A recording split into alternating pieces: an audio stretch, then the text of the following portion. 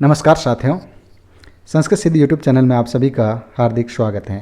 मैं महेंद्र परियार आज आपके लिए संधि परकन टॉपिक में व्यंजन संधि में इचुत्व संधि टॉपिक लेकर हाजिर हुआ हूँ। दोस्तों, कुछ दोस्तों के अच संधि में तो बहुत अच्छी पकड़ होती हैं, लेकिन व्यंजन संधि में उनकी पकड़ धीमी हो जाती है। इसका कारण ये है दोस्तों कि प्रारंभिक कक्षाओं में उनकी अच संधि पर अच्छा फोकस किया हुआ है, लेकिन व्यंजन संधि में उनको सूत्रों की विस्तृत व्याख्या या सूत्रों में उनका अर्थ नहीं समझ पाना उनकी कमजोरी रहती है। तो कई दोस्तों की ऐसी स्थिति होती है कि अच की अपेक्षा व्यंजन उन्हें भारी लगती हैं। तो दोस्तों, आप यकीन मानिए कि जिस प्रकार हमने स्वर संधि को आसानी से सरल तरीके से पढ़ा है, उसी प्रकार व्यंजन संधि के प्रत्येक सूत्र उनकी वृत्ति के साथ आसानी से पढ़ेंगे और आप स्वर की भांति व्यंजन संधि को भी अंगुलियों पर याद कर लोगे। तो दोस्तों, चलते हैं संधि प्रकरण में। आज पढ़ेंगे व्यंजन संधि। तो दोस्तों, व्यंजन संधि पढ़ने से पहले हमें यह जानना बहुत ज़रूरी होता है कि व्यंजन कहते किसे हैं और कितने होते हैं। तो दोस्तों, पहले जानते हैं व्यंजन। तो व्यंजन किसे कहते हैं कि जो वर्ण स्वयं उच्चारित न होकर स्वर की सहायता से बोले जाते हैं, उन्हें व्यंजन कहा जाता है। पाणिनीय शिक्षा के अनुसार व्यंजन 42 होते हैं। ध्यान रखना दोस्तों कि पाणिनीय शिक्षा के अनुसार व्यंजनों की संख्या होती है 42। स्पर्श व्यंजन जिन वर्णों के उच्चारण में मुख के विभिन्न भागों का स्पर्श होता है, उन्हें स्पर्श व्यंजन कहते हैं। इनकी संख्या 25 होती है। आगे बढ़ते हैं दोस्तों। अंतस्थ व्यंजन जो वर्ण स्पर्श एवं ऊष्म के बीच में अवस्थित होते हैं, उन्हें अंतस्थ व्यंजन कहते हैं। इनकी संख्या 4 होती हैं, य, व, र, ल।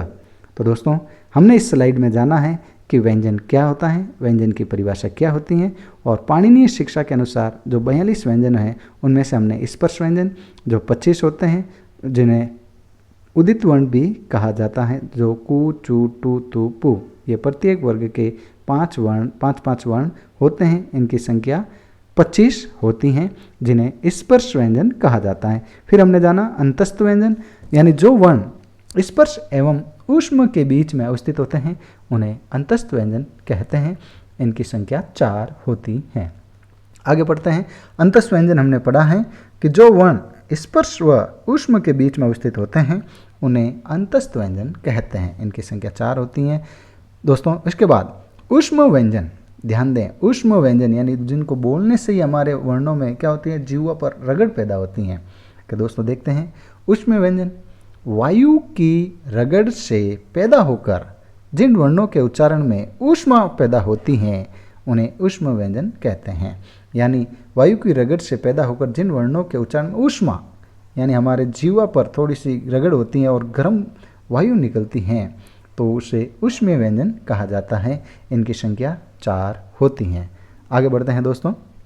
यम, बहुत ही अच्छा, 4, इनकी संख्या 4 होती हैं, और यम को आज हम अच्छी तरह से इनको समझते हैं।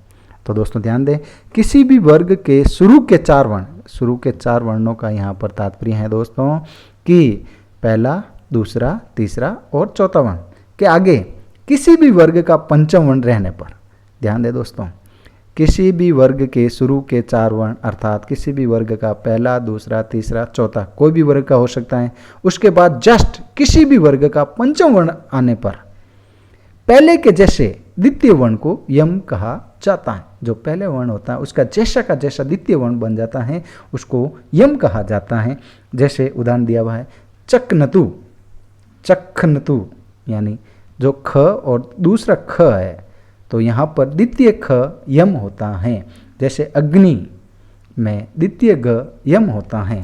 तो अब आप दोस्तों सोच रहे होंगे कि यम के संबंधित हमने जान लिया है कि शुरू के किसी भी वर्ग के प्रथम, द्वितीय, तृतीय वर्णों के बाद किसी भी वर्ग का पंचम वर्ण होता है, तो पहले के जैसा द्वितीय वर्ण को यम कहते हैं। तो अब परीक्षा की दृष्टि से, यानी परीक्षा में किस प्रकार सवाल पूछेंगे, तो आपको बता देता हूँ। जैसे दोस्तों कि अग्नि दिया हुआ है पद, तो यहाँ पर पूछे जाएंगे, यहाँ पर द्वितीय पद क, द्वितीय पद घ क, तो यहाँ आपको बताना है द्वितीय घ पद यम होता है। उसके बाद होता है अनुस्वार, जिनकी संख्या 1 है। एक होता है विसर्ग, जीवामूल्य, उपध्यामानीय और दुष्पृष्ठ। ये कुल हमने 42 व्यंजन पढ़े हैं। तो एक बार वापस इनको देख लेते हैं कि पाणिनीय शिक्षा के अनुसार व्यंजन कौन कौन से 42 होते हैं। स्पर्श व्यंजन जो 25 होते हैं क से म तक, अंतस व्यंजन 4 होते हैं, उष्मे व्यंजन 4 होते हैं, यम 4 होते हैं, अनुस्वार 1 होता है, विसर्ग 1 होता है, जिह्वा मूल्य 1 होता है, उपपदमानीय 1 होता है, दुस्पृष्ट 1 होता है। तो इनकी सभी की संख्या होती है 42। तो पाणिनीय शिक्षा के अनुसार व्यंजन होते हैं 42। तो हमने व्यंजन संधि किसे कहते हैं, व्यंजन की परिभाषा जानना है और पाणिनीय के अनुसार व्यंजन कितने होते हैं उनको बारीकी से अध्ययन किया है। आगे बढ़ते हैं दोस्तों, व्यंजन संधि। अब दोस्तों ये प्रश्न उठता है कि व्यंजन के बारे में तो हमने ज्ञान प्राप्त कर लिया है कि व्यंजन क्या होता है, कितने प्रकार के होते हैं। अब व्यंजन संधि क्या होती हैं, आपके दिमाग में ये प्रश्न उठ रहा है। तो इसका समाधान ये है कि किसी व्यंजन का व्यंजन से, ध्यान दें दोस्तों, यदि किसी व्यंजन का व्यंजन के साथ अथवा किसी स्वर से मेल होने पर जो परिवर्तन होता है उसे व्यंजन संधि कहते हैं। दोस्तों इसमें 2 चीज़ दी हुई है कि व्यंजन का व्यंजन के साथ या किसी स्वर के साथ मेल होने पर, किसका, व्यंजन का, या तो व्यंजन का व्यंजन के साथ मेल होगा या व्यंजन का स्वर के साथ मेल होगा, में जो परिवर्तन होता है उसे व्यंजन संधि कहते हैं। व्यंजन संधि को संस्कृत में हल संधि भी कहते हैं क्योंकि ये माहेश्वर सूत्र में आए हुए ह से लेकर ह के बीच के वर्णों में संबंधित हैं। जैसा उदाहरण दिया हुआ है, शत प्लस आचार सदाचार, त का द बन गया यहाँ पर, तो व्यंजन का व्यंजन में परिवर्तन हुआ, त दिया हुआ था और उसका आगे द बन गया, तो व्यंजन में परिवर्तन होना क्या कहलाती हैं, व्यंजन संधि। तो पढ़ते हैं दोस्तों आगे, व्यंजन संधि का पहला भाग इचुत्व संधि।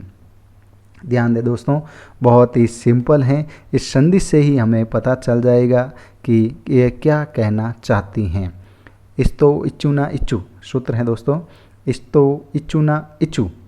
सूत्र को ध्यान से देखिए, बाकी आप इसको छोड़ दें, आपको कुछ नहीं करना है। सूत्र पर देखिए, इस्तो में देखिए स दिया हुआ है और त दिया हुआ है, इस्तो में इस दिया हुआ है और त दिया हुआ है, यानी स और त, यानी स और त वर्ग के बाद, ध्यान दें दोस्तों यहाँ पर इस सूत्र को ही देखिए, इस्तो इचुना इचु, यानी इस स दिया हुआ है और त वर्ग के बाद ये जो स दिया हुआ है, स और चू का अर्थ हो गया है यहाँ पर च वर्ग, यानी स या त वर्ग के बाद स या च वर्ग आए तो उसका क्या हो जाता है, सचु, यानी स जो प्रारंभ में इस्तो दिया हुआ है वो स इसमें बदल जाता है और त वर्ग च वर्ग में बदल जाता है।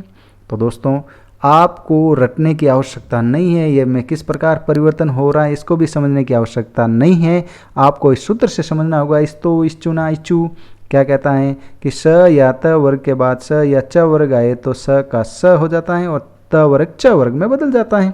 अब इसकी वृत्ति पढ़ते हैं, शकार त वर्गयो शकार च वर्गाइस्त, यानी शकार और त वर्ग का शकार च वर्ग हो, अर्थात सूत्र से जब शकार और त वर्ग वर्गों के पहले या बाद में शकार और च वर्ग वर्ण आते हैं तब शकार एवं त वर्ग के स्थान पर शकार एवं च वर्ण हो जाते हैं।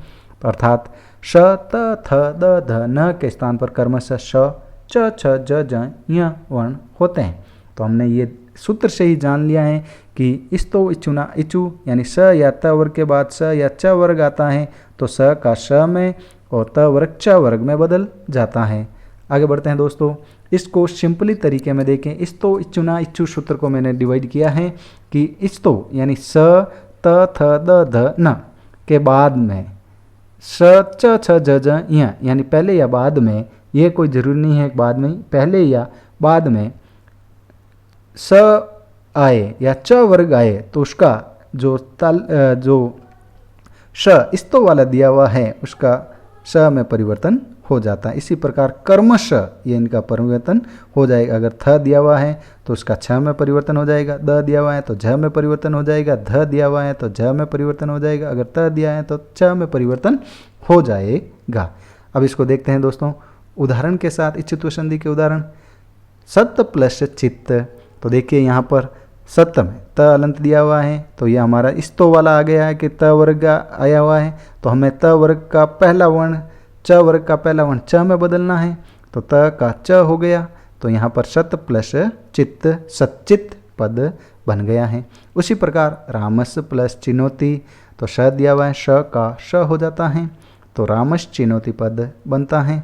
हरीश शेते, तो हरीश प्लस शेते, तो आपका उदाहरण सामने है, श का छ हो जाता है।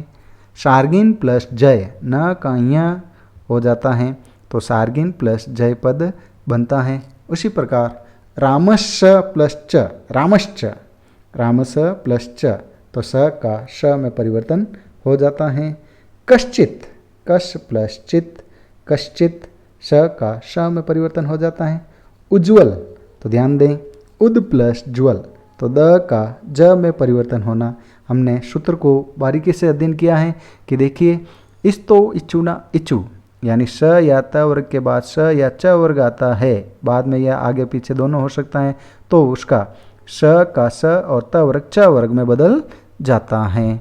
हमने उदाहरण के माध्यम से भी जाना है। सच्चित हैं, रामश चिनोती हैं, हरीश चैते हैं, सार्गिन जय हैं, रामश्च हैं, कश्चित हैं, उज्ज्वल, इन उदाहरणों के माध्यम से भी जाना है। आगे बढ़ते हैं दोस्तों। सूत्र हैं 7। वृत्ति है सात परस्य त वर्ग से न इच्छुत्वम, यानी शकार के बाद यदि त वर्ग हो तो उसका इच्छुत्व नहीं होगा। जैसे दिया हुआ है प्रश्न, तो प्रश्न प्लस न, तो सकार का आगे त वर्ग दिया हुआ है तो उसका इच्छुत्व नहीं होगा, वो प्रश्न वह वैसा ही रहेगा। जैसे विष्णु दिया हुआ है तो विष प्लस न, तो विष्णु बन जाएगा विष्णु। जसत्वम, जस प्लस त्वम, जसत्वम। असनित्यम, तो अस प्लस असिनित्यम, अस प्लस नित्यम, असिनित्यम पद बनता है। तो दोस्तों, इच्छुत्व संधि में हमने ये जाना है कि इस्तो इच्छुना इच्छु सूत्र से स का और त वर्ग के बाद स या च वर्ग आए तो स का स और त वर्ग का च वर्ग में बदल जाता है। और उसके बाद में हमने 7 सूत्र से ये जाना है कि सकार के बाद यदि त वर्ग हो तो उसका इच्छुत्व कार्य नहीं होता है। हमने उदाहरण की तरफ भी जाना है कि विष्णु विष प्लस न। इसी प्रकार हमने इच्छुत्व संधि को आसानी से समझा है। दोस्तों, अगर आपको ये वीडियो पसंद आए तो इसको लाइक, सब्सक्राइब और शेयर ज़रूर कीजिए। धन्यवाद दोस्तों।